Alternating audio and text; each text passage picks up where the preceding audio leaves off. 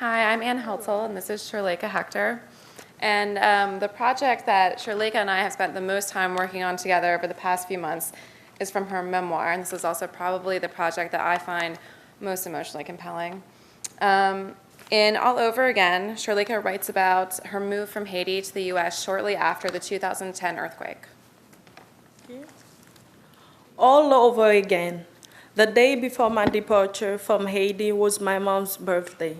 My mother became pregnant and gave birth to my baby brother 2 months after the earthquake devastated Haiti. Just as I started to bond with my baby brother, I had to move to New York.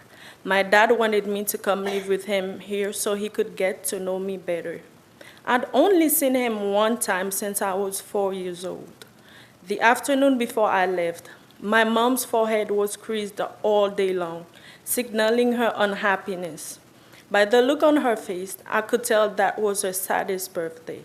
My youngest and coolest aunt, Eleanor, pulled me aside and told me that, while I was away saying goodbye to my friends, my mom had burst out in tears. "All right, I'll try to calm her down," I replied, as I headed for the living room. I spoke to my mom, trying to calm her down, but I ended up crying too.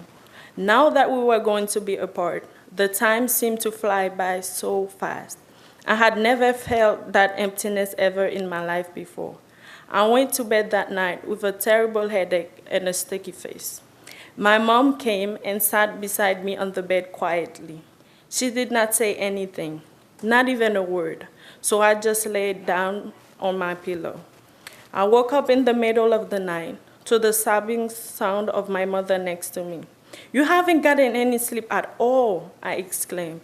From that moment on, everything my mom said just broke my heart more and more. Whenever I looked at her, I felt like someone was pulling my heart out of my chest. I became paralyzed from internal pain for a moment. The next morning, we got ready to go to the airport. I went to say bye to my grandma, aunties, and cousins. The moment had finally arrived for me to depart. My mom and I got into the car that picked us up to go to the airport. When we arrived at the airport, at the entrance, we embraced each other. She said, "I will always adore you, my baby." I looked deep into her eyes and replied, "I know, Mom, I will love you for infinity." She managed to give me a smile despite her sadness. I smiled back, trying to restrain the tears forming in my eyes. When I got to my gate, all I did was cry, recalling childhood memories with her. I remembered her teaching me how to cook in the kitchen. I remembered us eating ice cream on the beach and joking around on a Christmas day.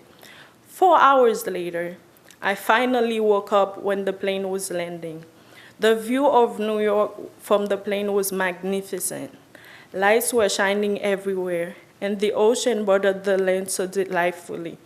That's when I first saw the city that never sleeps. I was so amazed by the view. That was the best memory of my journey. I saw the city in which I would be starting my new life, for the worse or the better. New York would be my new home, my new territory to pursue my dreams and build a future. Thank you.